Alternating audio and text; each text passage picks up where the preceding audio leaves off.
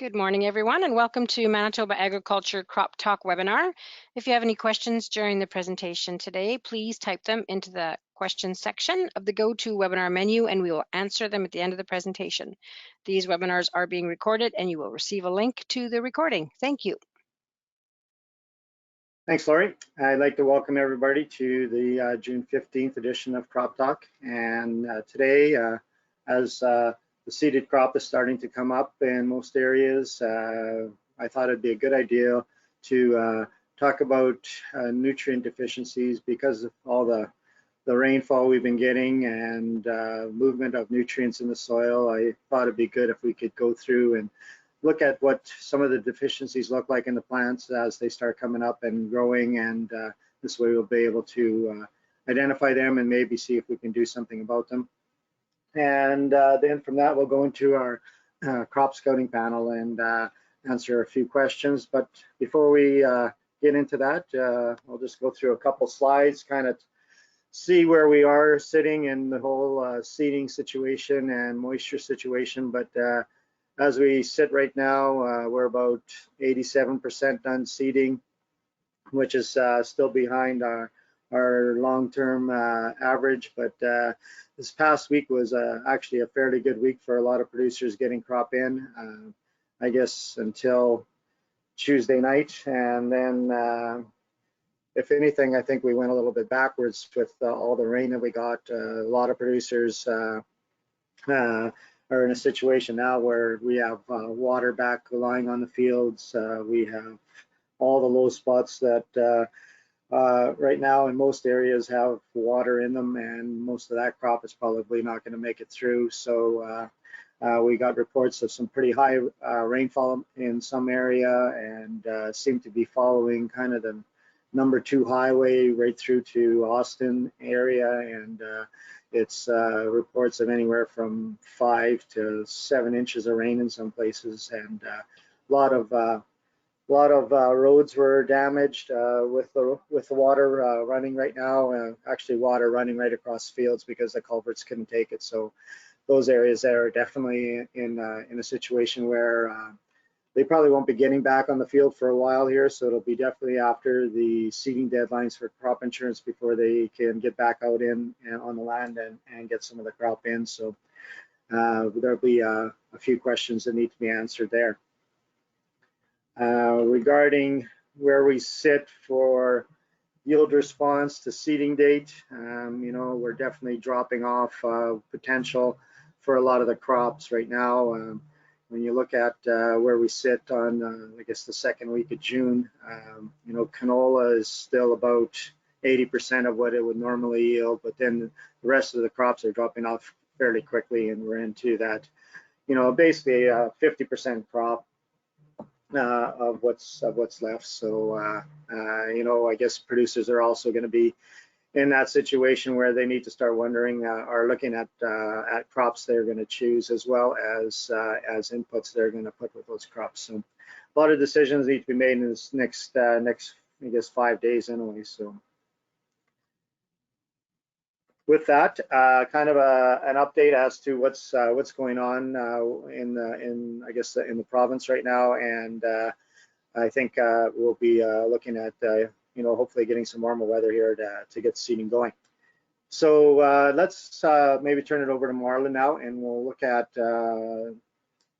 some nutrient deficiency issues and some questions regarding that. So take it away, Marlon. Thanks, Lionel. So I have left John Hurd's name on here because John Hurd did create this presentation, and I kind of pulled a couple things together and from past presentations of John's, basically. And beyond just talking about diagnosing the deficiency, we do want to talk a little bit about what to do about it. And so I'm going to pull into a little bit of nitrogen management, because nitrogen is one of those big key things that John wanted to be covering today in terms of how we're going to deal with some of our N management decisions based on this deficiency information. So we can always talk a little bit about diagnosing deficiencies, and we will talk a little bit about that here. And remember that when we talk about deficiency, we have to think about nutrient mobility in the plant. So this is what's going to determine whether we're seeing things on the young leaf tissue or the old leaf tissue. And so big ones that are kind of different here, and key kind of young versus old for leaf tissue that we like to think about is N versus S. So nitrogen will end up seeing old leaf tissue showing nitrogen deficiency. So it'll start at the lower leaves. We have that yellowing that we'll end up seeing. We've got some photos we'll look at in a second. And nitrogen deficiency will show up there. Sulfur deficiency similarly has yellowing of leaves and looks very similar on the leaf as nitrogen deficiency, but it will happen in the young tissue because sulfur is not mobile in the plant. So the reason why nitrogen ends up showing deficiency at the bottom of the plant here is because the nitrogen is actually pulled from these lower leaves up into the growing point, because the plant is looking for that nitrate to continue growing. And so you'll end up seeing that nitrogen deficiency show up in the old leaf tissue, whereas something like sulfur, again, because it's not mobile in the plant, it is going to show up in the young leaf tissue. So that's really a key part of diagnosing any of these different types of nutrient deficiencies, is whether or not the nutrient itself is mobile in the plant. So nitrogen deficiency, we end up seeing yellowing or this kind of chlorosis between the veins on tissue. And because nitrogen is mobile, we end up seeing that nitrogen deficiency again happening at the bottom of the leaf. Now it will eventually, if it's bad enough, it can kind of cover the entire plant. But generally we see this kind of pale green or a yellow-green color. And because once we start pulling this nitrogen into later or above kind of parts of the plant, we can, if it's a very severe deficiency, we can start to see deficiencies reducing flowering, shortening ripening, and reducing the tillering and pod numbers. And again, it's about yellowing, yellow versus green color essentially. And so some of this is very easy to see in the field, being able to compare where your kind of high N area is versus your low or deficient N areas are in the field. So given all of that, we can talk a little bit about where these deficiencies are going to show up. So nitrogen, if we're talking about something like wheat, we have yellowing of older leaves, a senescence of the older leaves. We'll see a reduction in tillering and a reduced head size and yield if we have severe nitrogen deficiencies that kind of carry on through the system, through the season. And in terms of the grain itself, we can end up with a lot more non-vitreous, kind of fully starchy wheat, especially in something like durum, low grain protein, piebald, high. If we know we're under fertilized for optimum yield, if we're seeing low protein, so under 13.5 for CWRS, under 11.5 for hard red. So this is the type of thing that we know we're looking for when we're talking about nitrogen in wheat. But again, it's these lower leaves. You know that you've got a nitrogen deficiency with the lower leaves. With corn, we see stunting, yellowing, delayed maturity, similar kind of concept with wheat. Again, you end up seeing lower leaves developing that nitrogen deficiency look first. And diagnostic, when we're talking about corn, this is a very, very corn kind of specific thing that we end up seeing is nitrogen, the yellowing is on the inside of the leaf. This is this little thing at the bottom. So second letter, I, nitrogen inside. The reason why we use this is if we're talking about potassium, which is another similar deficiency that shows yellowing on the bottom leaves, we see potassium have the yellowing on the outside of the leaf. So potassium, O, second letter, outside, nitrogen inside. So again, lower leaves, plants pale and yellow, we have these spindly stalks, stunted growth, but that yellowing starts at the tip and moves along the center of the lower leaves, so nitrogen inside. That's one key kind of phrase to remember when you're trying to diagnose nitrogen deficiencies. In canola, we see yellowing of the older leaves first. Again, older leaves, it's always the first place we see it. We can see some purpling of leaves. Leaf size will be smaller, plant size can be smaller. reducing flowering period, reduce potting and yield, and obviously kind of lighter colors, that sort of thing that shows up here. Now for soybeans, the reason why I wanted to bring up soybeans or made sure that we pulled soybeans in here is because, again, yes, we will see kind of pale yellow leaves, reduced growth, but this is something that I want as to bring up as a bit of a reminder when we're talking about nitrogen for soybeans. We're not necessarily thinking about fertilizing, obviously, nitrogen on soybeans, but if we're looking at, as our beans start getting into those like stages where we can start looking for nodulation, make sure on a year like this that we are checking for proper nodulation. If we don't have proper nodulation happening, then we're looking at trying to fix some of these nitrogen deficiencies. So again, this idea of these nodules here, you're going to cut those nodules open. You're looking for nice pink nodules. You're looking at the number of nodules. You do not pull the plant out of the ground. You dig the plant out of the ground because otherwise the roots can break off when you pull it out. But because we're dealing with some less than stellar conditions right now in the soil, we want to make sure that we're getting good nodulation happening with those soybeans, because if we don't have that, then we have to start thinking about rescuing with more nitrogen, because that plant is just not going to make or fix enough nitrogen for itself. So we're a little early at this stage to be thinking about this, but it's just that gentle reminder that we want to be making sure that we are scouting properly for nodulation on our beans this year, because even though, you know, if we're not dealing with virgin soybean fields and we've probably, you know, properly inoculated, we still need to make sure that that inoculation has been effective. And that's just based on the less than stellar soil conditions. So again, when we have an inoculation failure, this is a classic photo that Mark Keating took from Russell, and it's kind of one of these standard photos that John uses a lot in his presentations. I love this image because it definitely shows that nodulation problem. For grasses, forages, pastures, again, poor vigor, yellow coloring. We can see like these dark spots where obviously in a pasture situation, you've got urine spots and such where things have greened up. But what I want to do is talk a little bit about where we're at from a nitrogen standpoint after having looked at, you know, those general yellowing and the older leaves as deficiency symptoms.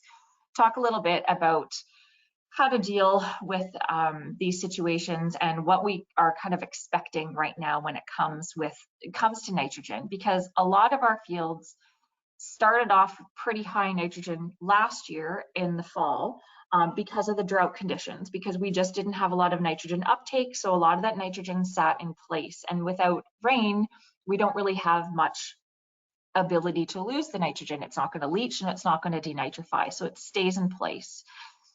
And this is some data that John has pulled from a number of different sites. And he obviously here we have got soil nitrogen. This first set of bars here is going to be the fall, and the same field, the second set of bars in more the orange colors is the spring comparison. So this is a range, but here we're looking at, like in the top 2 feet, anywhere from 130 up to 260 pounds of nitrogen per acre, which is huge amounts of residual nitrogen that weren't used up last year. John looked at these samples that were sent in and then compared them. They're looking at sampling in spring. Now, these spring samples were taken in a lot of cases before some of these like more recent heavy rainfalls that we've been dealing with. Not fully saturated soils. So these are not soils where we're expecting there to be really high denitrification or gaseous loss to the atmosphere of the nitrogen, but instead we're seeing leaching happening.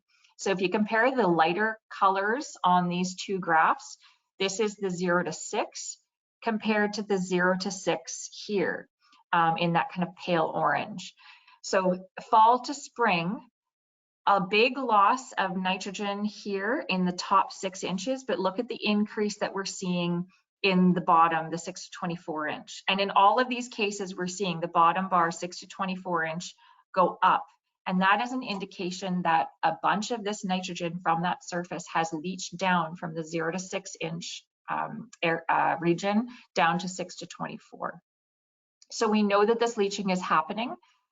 We are seeing this. These are on, again, clay soils, not super saturated, but have had enough moisture over the season.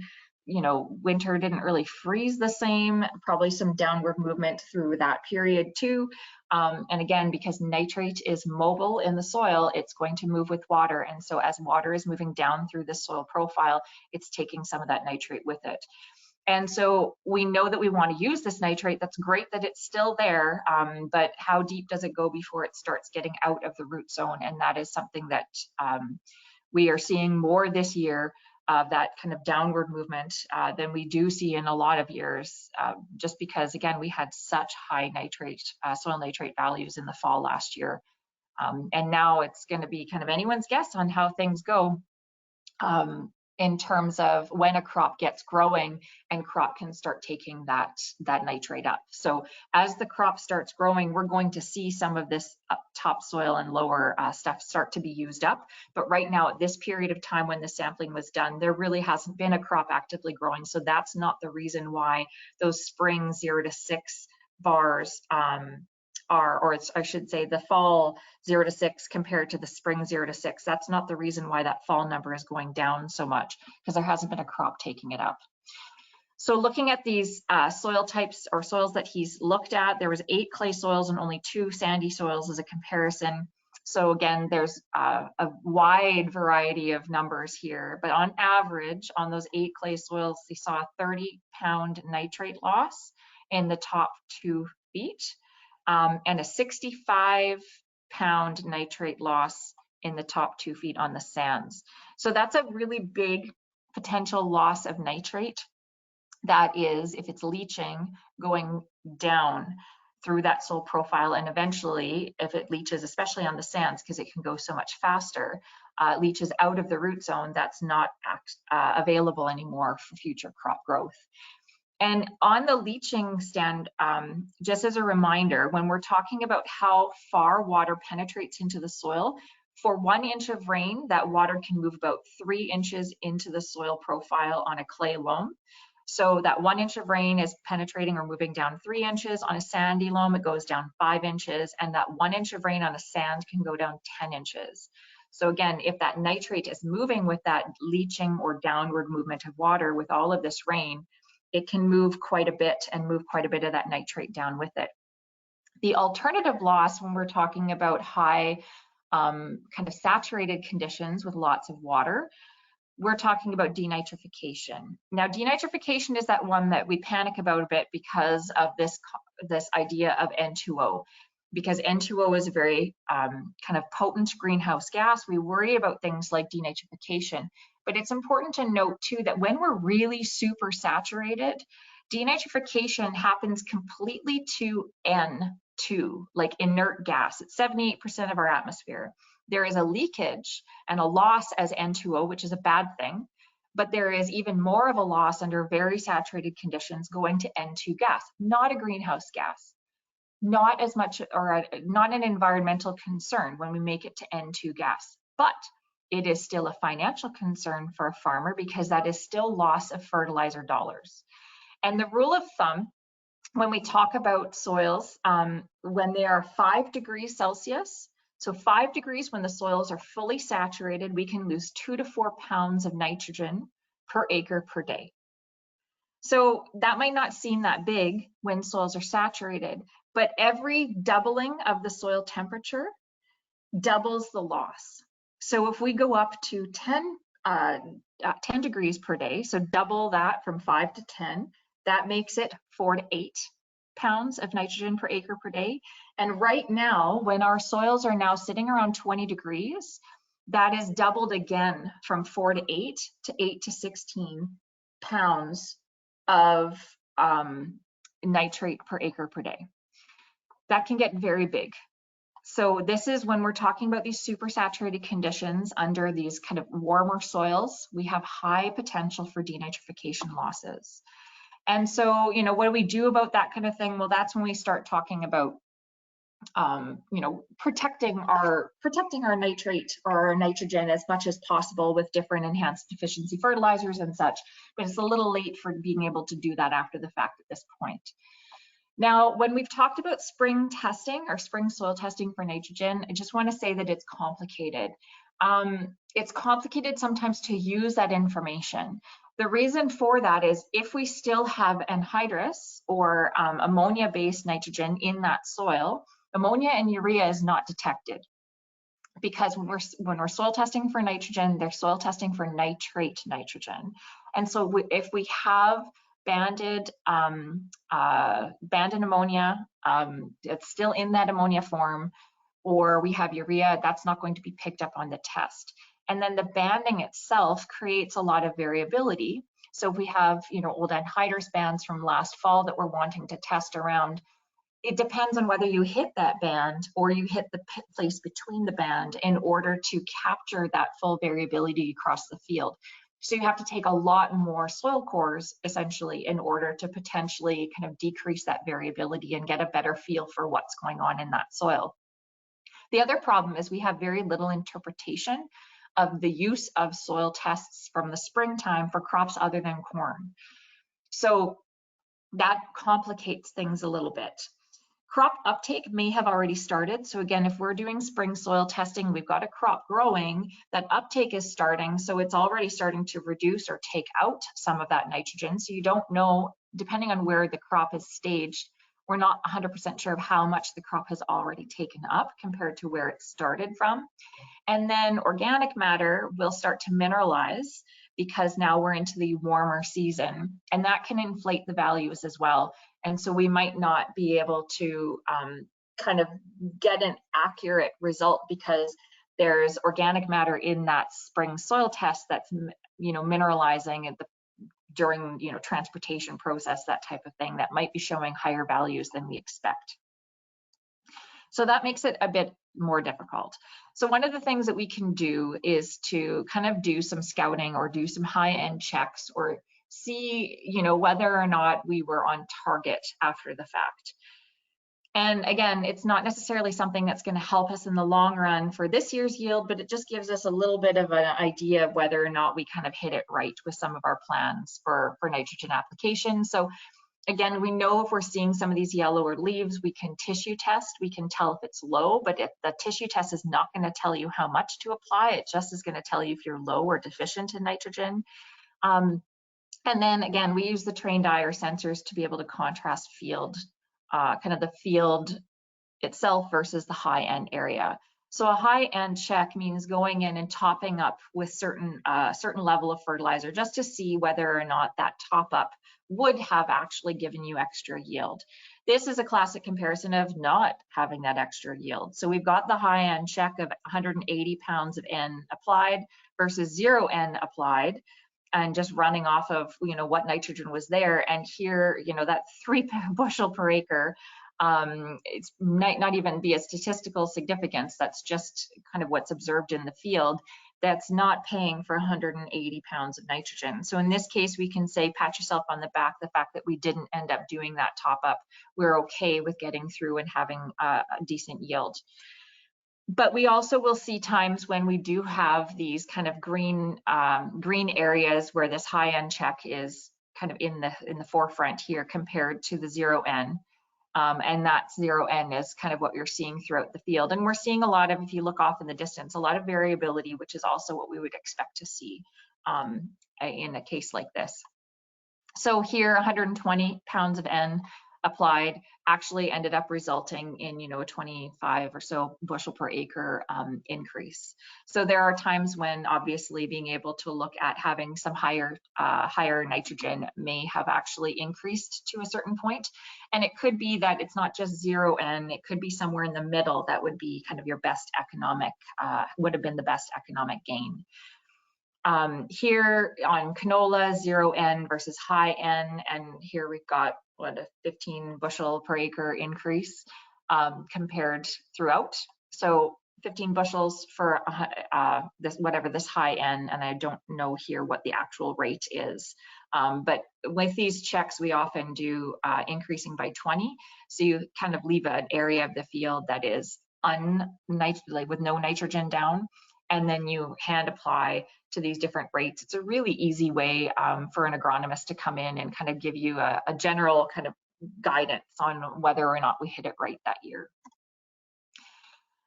Sometimes here again, same concept on canola. Again, we've got this 15, it's the same field even likely, 15 bushel an acre increase between 0 and 200. So it means you didn't have to go to 200 if 120 was enough. So what that does with that increasing rate across this nitrogen strip is to kind of give us an idea of where do we actually hit that maximum amount that would achieve what we were looking for.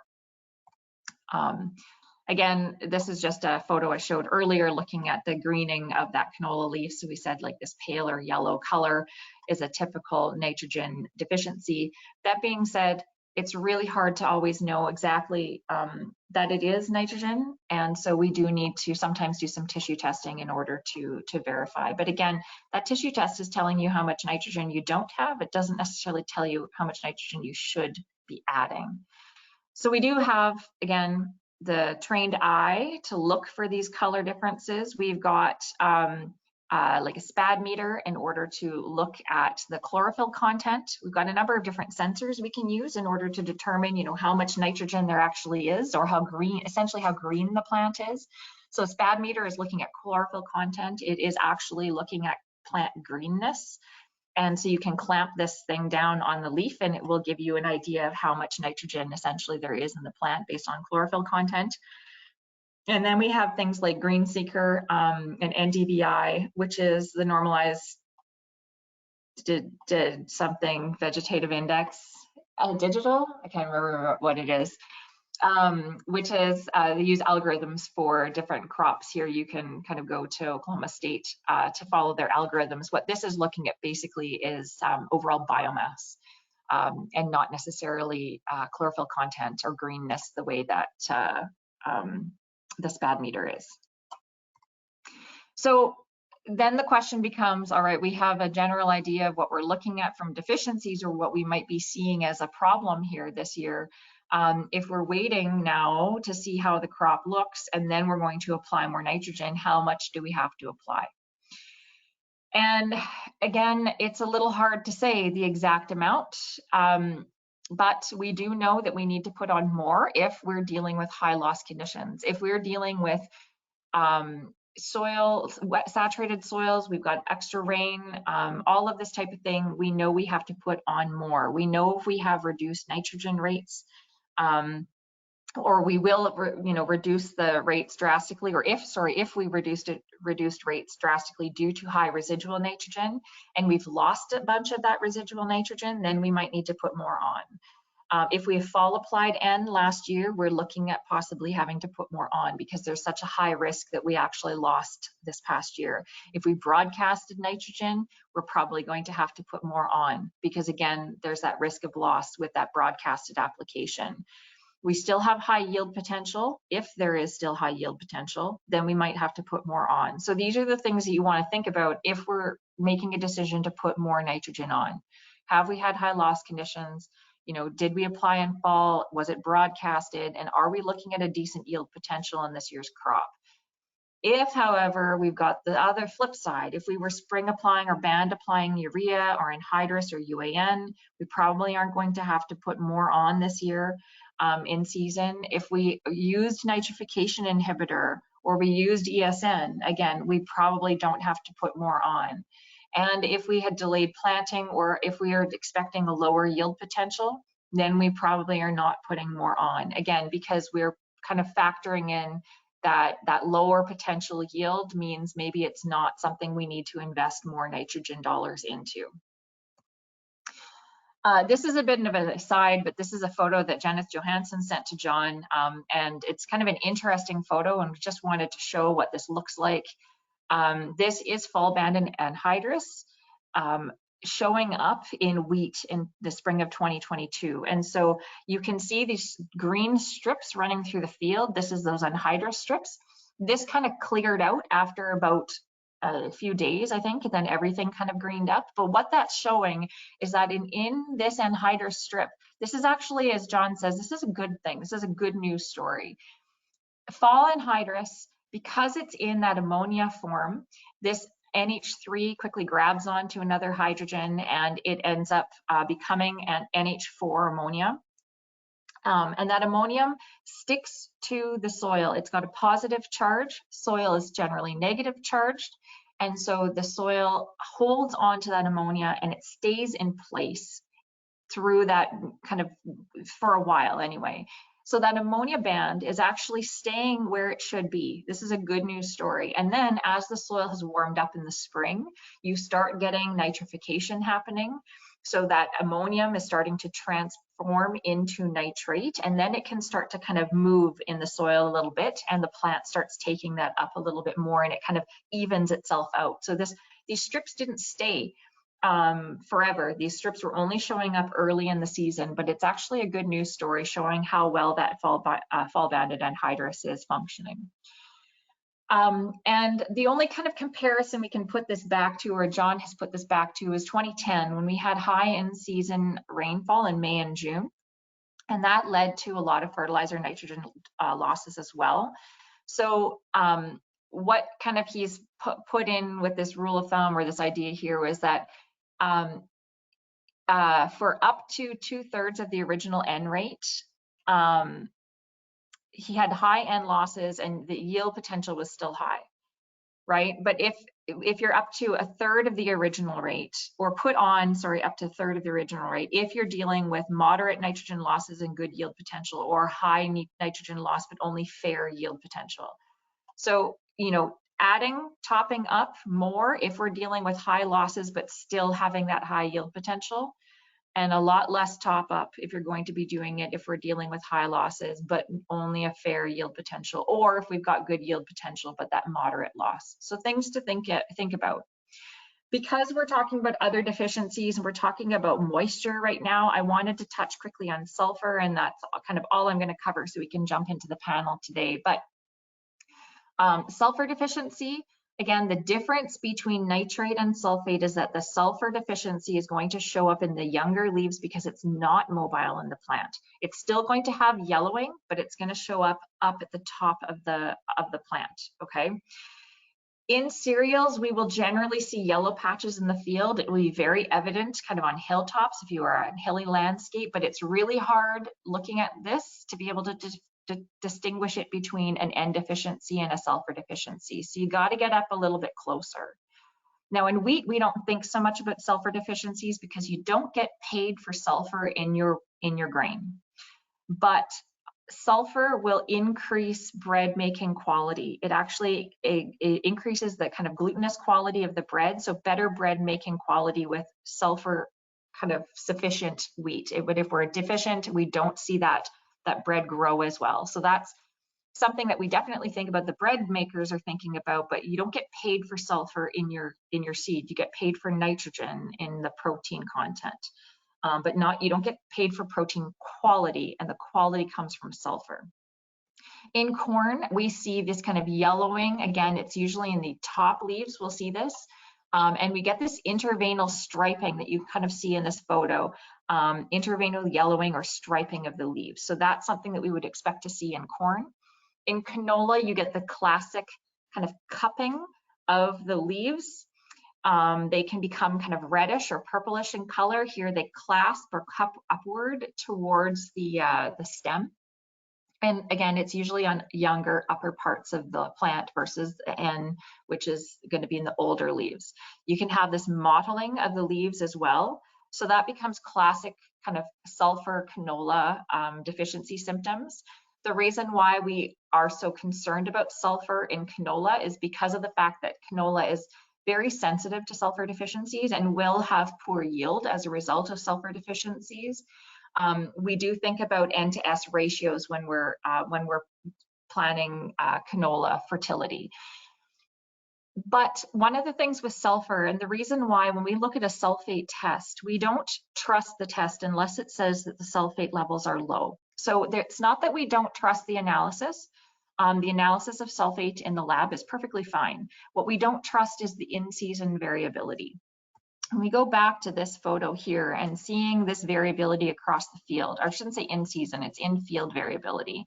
There is a lot of variability across the field based on a number of different factors about the soil. how water is moving through that soil, how much kind of topsoil or organic matter there is. All of these things are going to affect sulfur amounts in that soil. So when we take a bunch of samples from this, the other big classic one is sulfate is one of our natural occurring salts. And so if you accidentally take a sample from a low-lying saline area that might have 14,000 pounds of sulfate per acre in it, and that's one of the 15 samples you take, it will completely throw off the number. So when we're dealing with sulfur deficiency or sulfur tests, if it says it's low, we know it must be low. If it says it's medium to high, we don't exactly know what it is. So especially when we're talking about something like canola, we end up making sure that you put a little bit of sulfur on as insurance. But also because that sulfate moves in that soil, if we've had a lot of water moving up in those areas, sulfate might be coming up. Again, like the salts come up, sulfate can be leaching out of those soils, just like we're seeing nitrate leach out of those soils. Because sulfur moves with water, we often find it moving down deeper into the soil profile. And as this crop, this canola crop, roots a little deeper, it can actually grow out of a sulfur deficiency because it's tapping into deeper soil sulfate reserves. So sometimes we will actually see these earlier season deficiency symptoms and then it'll grow through it. The one thing that I want to remind you with though is that visual symptoms that we look at, they're not bulletproof, and diagnostic confirmation is recommended because of lookalike. So we know that nitrogen and sulfur deficiencies can look very similar in things like corn and canola. We look at the placement on the plant, whether it's the upper leaves or the lower leaves, but sometimes it's a little bit tricky to figure out. And we can have an improper application of more nitrogen, which could actually reduce the yield, because with sulfur, especially in things like canola, we find that increasing nitrogen without sulfur can actually be more detrimental to yield. So we want to know exactly what that deficiency is in season if we're trying to do an in-season application to top up. We want to use the knowledge of the nutrient mobility in the plant to understand where those deficiencies are. We want to observe the coloring, the patterns on the leaves, and when in doubt, confirm with that diagnostic tissue and soil sampling. And from there, hopefully, we can get a bit of a better idea of what is going on. Again, making that decision then to figure out how we're going to kind of fix the situation as best as we can fix the situation. So definitely conversations that agronomists should be having with their growers this year about, you know, this is where we're at with our nitrogen, and this is where we think we might have to go in terms of rescue treatments with nitrogen and things like sulfur. Again, those very mobile nutrients in the soil are going to be the ones that we have more decision making that we need to make on this year. So I'm going to leave it at that. Then we've got some time for conversations in our panel, and if there's any questions, we will take them as best as we can. Lionel? Hey, good. Thanks, Marla. A lot of really good information there, and we did get some questions coming in as well. So first one, what about our root growth? Are we going to see them get down to the nitrogen, or will the crop be deficient for most of the year? Good question. Roots are going to grow until they hit a lack of oxygen, essentially. And so in a year like this year, if we are going to have really high water table, that may limit the growth of the roots to that water table, okay?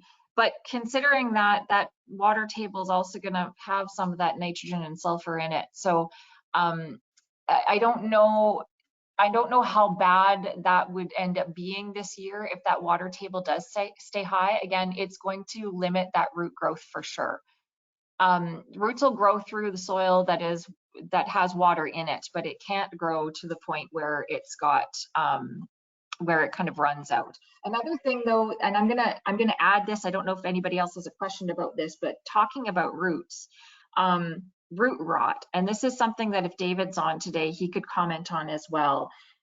Root rots can show signs of, or cause anyway, low nitrogen uptake because of the fact that the roots themselves are kind of rotting off and not being able to take up that nitrogen. So sometimes we'll actually see a nitrogen deficiency that is caused not necessarily because of the lack of nitrogen, but actually a lack of low N or a low N uptake because of that root rot.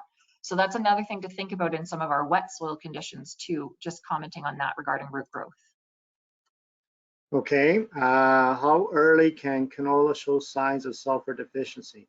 First true leaf, cotyledons?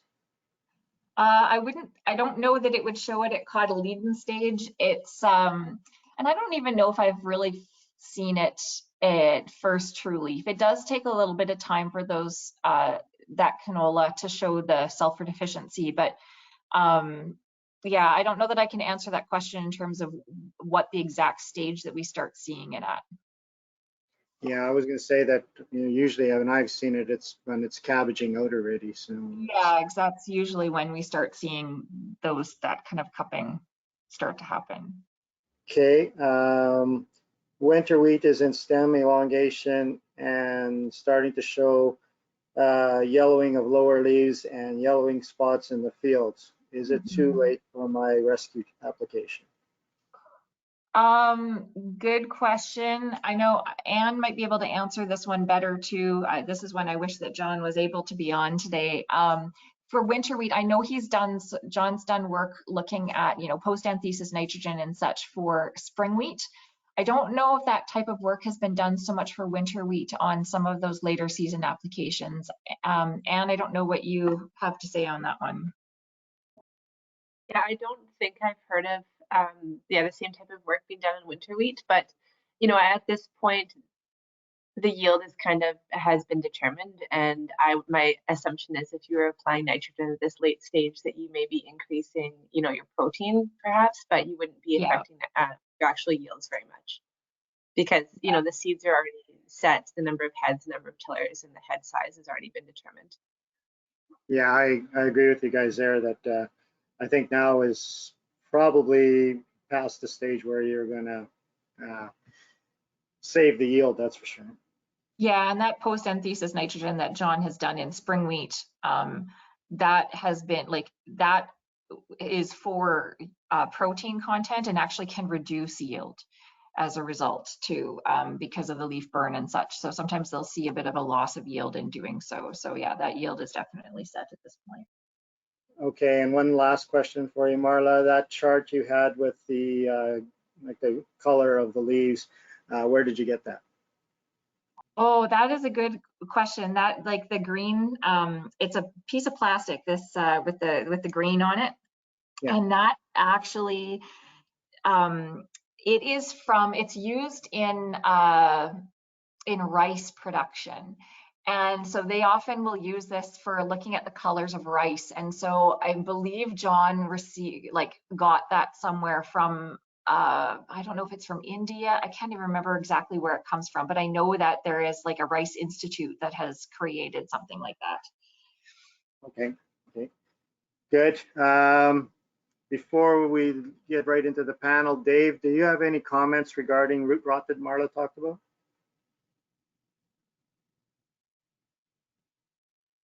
Took me a moment to unmute there. Sorry about that. Generally, yeah, that's a good comment, Marla. If roots are compromised, the uptake of nutrients is also compromised. So that could be a general statement.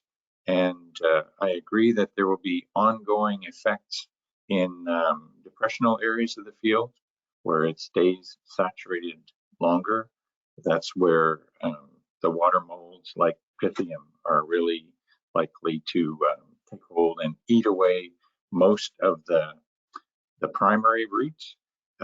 Plants can recover around the perimeter of those areas as roots kind of continue to grow. The plant will try and get around these situations, and you may see some recovery later on. But if the soil stays saturated for a long time, you'll see these lingering effects of root rot, or root rot can, as Marla said, compound the effects of nutrient uptake.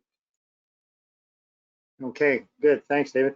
Lori, if you could hand the screen back to me, we'll get right into the panel. Thank you. Okay, so for today, one of the first questions is for Timmy and OJ, and it's going to be regarding our weather systems that are going through here and what's going on with the weather and what do you see looking forward, Timmy? Yeah, thank you very much, Lionel. And now that's $1 million question in terms of what we are seeing. Obviously, it's been super wet in most locations. The last 2 days, the rain that we received was actually more so centered, like you said, Lionel, around Austin, Surrey's Forest River area. And many of our stations, at least they are recorded about 4 inches at Austin, and Surrey's was close to 4 inches as well. In terms of what to expect on a longer term, again, the different models don't usually agree on this, but the most recent Environment Canada forecast is showing that this summer, which again, there's really nothing in terms of precipitation, but in terms of temperature, they are forecasting that we would be kind of just around that normal temperature.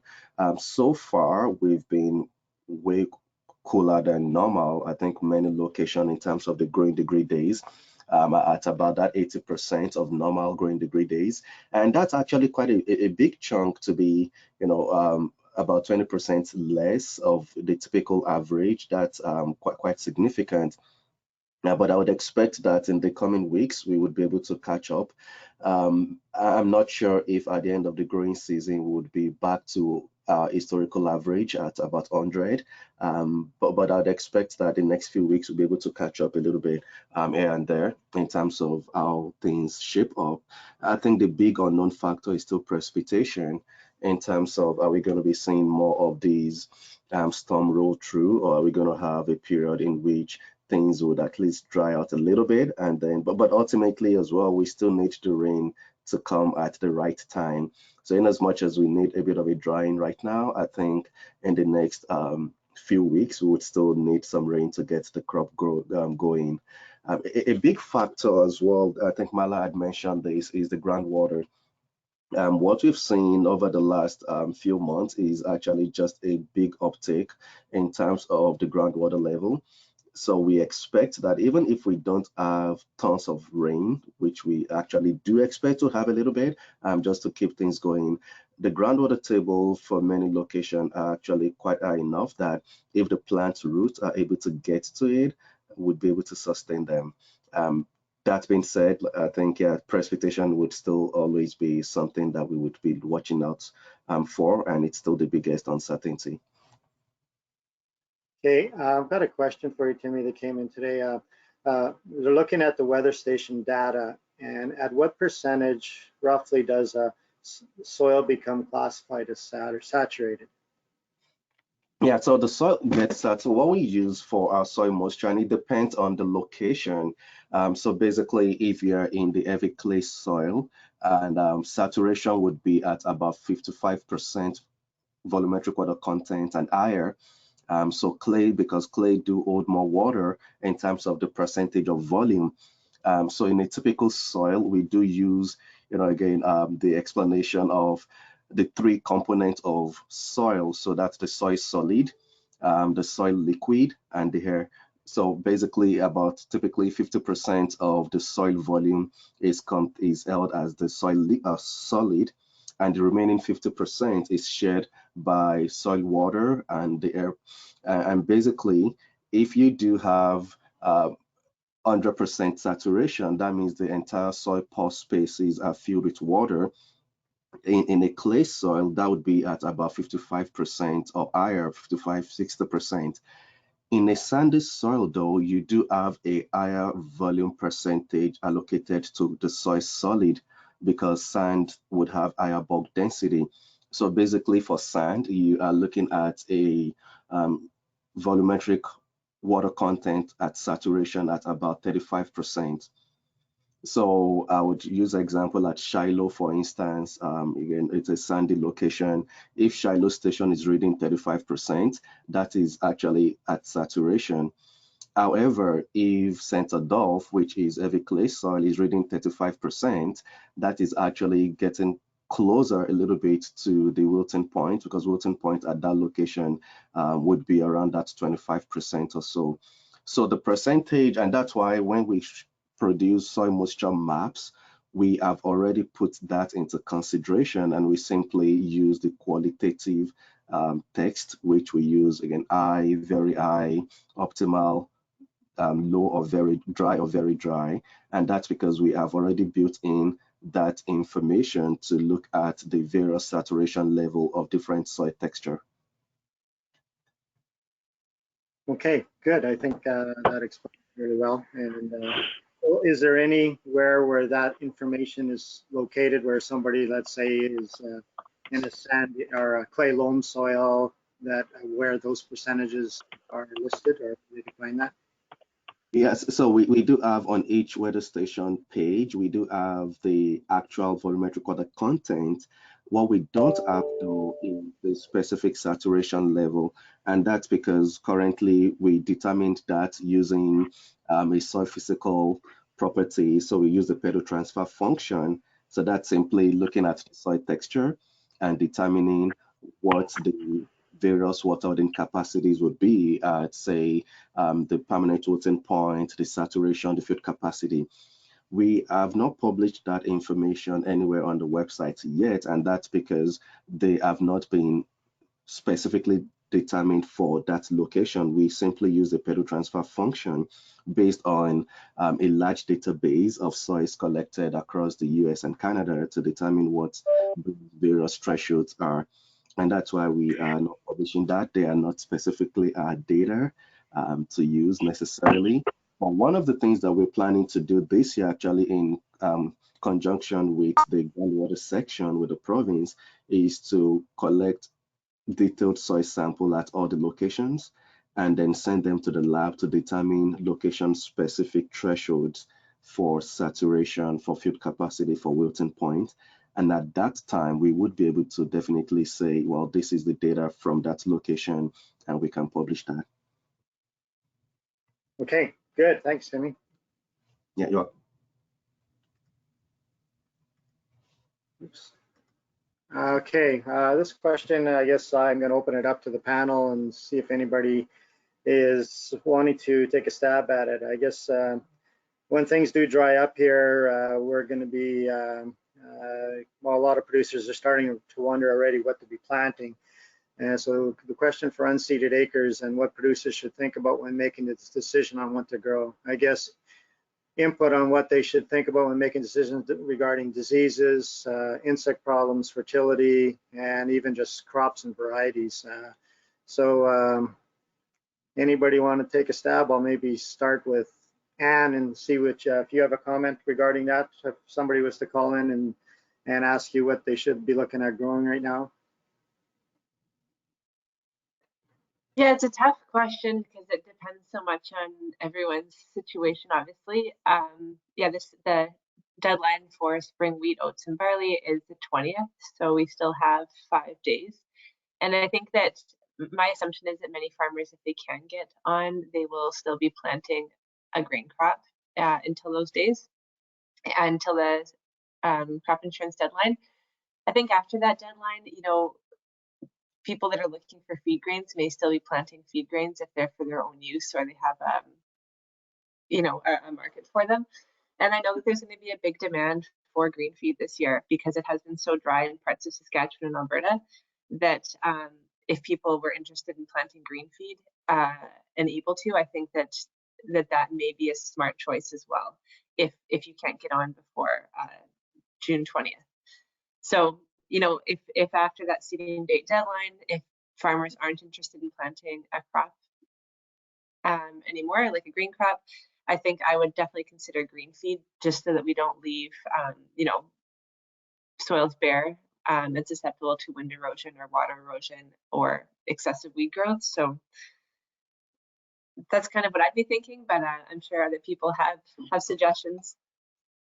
Okay, how about Dennis? What do you think? Oh, boy, you read my mind. I just unmuted because I knew you were going to come to me next. So So I guess probably that the only crop, like if you're, I guess the first question you need to ask yourself, do you want to get a grain crop or do you want to have green feed? If you want to get a grain crop when it comes to pulses, really, you know, I've had growers in the past that have planted in southern Manitoba dry beans after the deadline and they squeak it through, just barely. Again, using a really early variety. But I think what might be a better choice here is looking at you know, green feed options. And really, I think peas would be one option that growers could look at as a green feed option and, you know, high protein value crop versus something like soybeans, because that was discussed last year, whether or not you could do soybeans as a green feed. And there has been some research into that. The only thing with that is they actually recommend cutting at the R6 stage, which is quite late. So being soybeans are a later crop, you want something in earlier. So if you're going green feed, I would probably maybe look at field peas. And if you're going after the deadline, keep in mind that's, you know, there's no insurance, but at least that way you have something to cover it up. A lot will depend on what your nitrogen level is, but I think at the end of the day, if you're just going for green feed, that probably would be my first consideration, is looking at peas. Yeah, that's a good comment. I actually forgot about forage peas would be maybe something a guy could look at, right? Well, yeah, forage pea would be one option. Then there are some forage pea varieties as well. But even last year, there were some growers that had conventional peas in the dry conditions that actually ended up cutting it in for feed because they were short of feed supply. So again, it's an option. You know, I think cereals afterwards too would be another option as well. But you know, at the end of the day, we're past the deadline where peas would perform well, I guess, at this point, as far as a crop goes, a seed crop goes. So you're probably just looking at as a green feed option there. So good, thanks, Dennis. David, any disease issues that we should be aware of or look at if we're planting a different crop or for this time of year? Well, I don't know if it pertains to planting different crops at this time of year. I know, Lionel, that I've talked a fair amount about root rots so far. But if we move to foliar diseases, we can never have a crystal ball about what we're going to see. I think with many of the fungal diseases, with 3 or 4 dry seasons behind us, we have less what shall I say, inoculum residing on the residue of previous crops. One thing that I want people to be aware of, especially if we have ongoing continental showers as we've been having, you know, every few days we get some rain, which drives the humidity in the crop canopy, and also at times we have intense downpours. These are the conditions that can lead to bacterial diseases. I know even last year, no, a couple of years ago, there was a bacterial stripe that was seen in a particular wheat variety, and those were the environmental conditions that that made that a worse problem than it might have been otherwise. In oats, we almost always see some bacterial blight, and that is because the oat crop can be such a lush canopy, so it maintains the humidity within the crop. And of course, we've had those instances where people assume it is a fungal disease, and so they're spraying with fungicides and seeing no effect. Fungicides don't have any control impacts on bacterial diseases.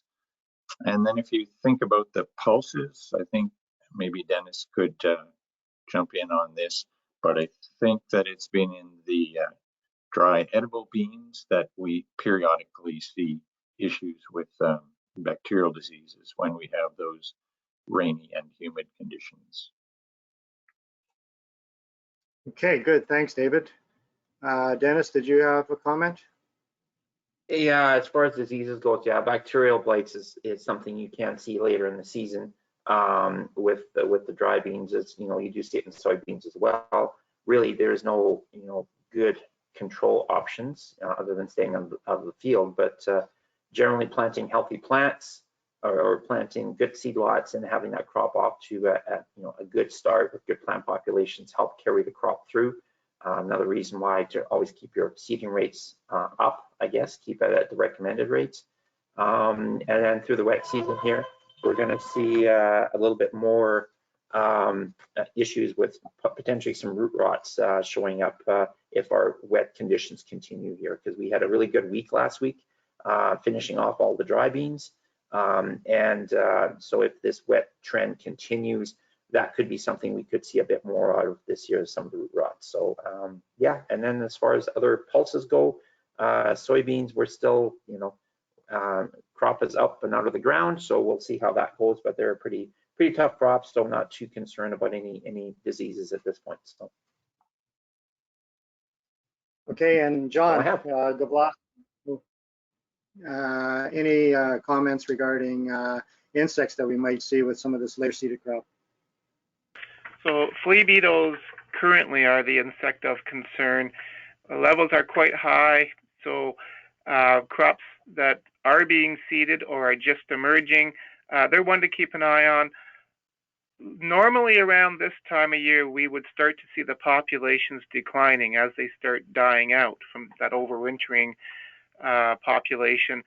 Everything seems to be a bit behind this year. Until now, it's been a bit cooler than normal, so populations of insects in general seem to be about a week or maybe even a bit more behind where we often see them.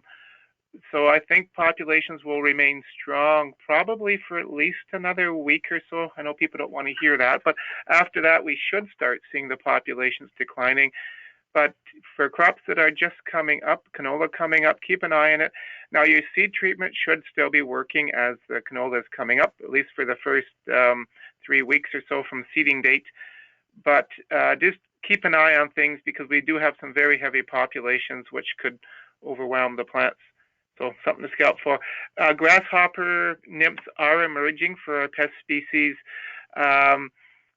In general, not at economic levels yet, but do keep an eye on things as the grasshoppers come up. I know people have been wondering, with all the excessive moisture, will we not see the big grasshopper populations this year? And it's possible some of the rains that we just got could have an impact. Excessive moisture in May, probably little impact on mortality. It really is the standing water and the heavy rains right after they've hatched, when they're in those first instars. They don't have the fat reserves yet, and they're much more vulnerable to that excess of moisture. So maybe not out of the woods for grasshoppers yet. I would still keep an eye on grasshoppers this season until we really know more what the population's like. I had a producer ask me the other day about this late seeded wheat. Is it going to be more vulnerable to wheat midge? It's a tough call, really.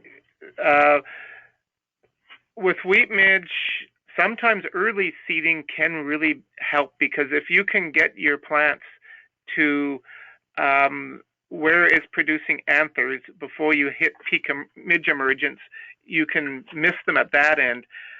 For some of the growers, they may be having crops that are producing anthers in mid-July.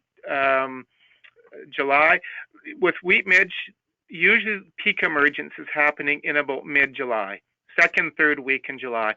So anyone who is seeding very late may be at the other end of it, where they're missing the peak population because it's going into the anther stage quite late. But the wheat that is more likely to hit the very early heading stage before anthers are produced during that second and third week in July, that will be the crop that is probably most susceptible to wheat midge. So something to be scouting for. There are pheromone traps up to give us an idea what relative populations are like. Problem is, we really don't know what those numbers mean as far as economic levels go. So if your crop is heading during that second, third week in July, good to get out there at night if you can and have a look at midge levels in the field. Good, thanks, John. I just got a comment from Timmy. It says Environment Canada has updated the map for summer for Manitoba, is showing high probability 60 to 70% cooler than normal temperatures. Precipitation is still highly unknown. So just a little bit of an update on their maps. I'm going to save the next question for next week because we'll have Kim on, and she'll actually maybe do a more in-depth talk about spraying and timing and just on the whole thing. So we'll save that to next week just because of time here. A few more slides to finish off the day. Diagnostic school, again, if you're interested, there's the information to register, as well as Marla's information. And I think last week she did mention that there was a producer day. So if you're, I think it's on Friday. Marla, Is that right? You are right. It's on Friday, so you can either email me or the Crop Diagnostic School has a Gmail account. It's mbcropschool@gmail.com. So you can email me or that mbcropschool@gmail.com if you're a farmer looking to register for Farmer Day on July 8th. And for members of Manitoba Crop Alliance, it is free registration as they are sponsoring the event.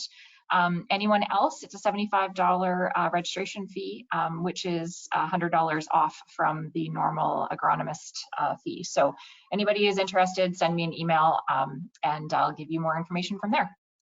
Great, thanks, Marla. Okay, we're going to be getting into spraying for weeds here in crop pretty soon. So again, if you're looking for a crop protection guidebook, they're available at our ag service centers, as well as if you're looking for bulk quantities, give Kim a call or contact her. There's the ag adaptation specialist for province and our contact information, our livestock specialists and their contact information, our ag service centers, and mine and Lori's contact information. And I'd like to thank you for attending, and see you next week, June the 22nd, when we'll be talking about spraying. So thanks for attending.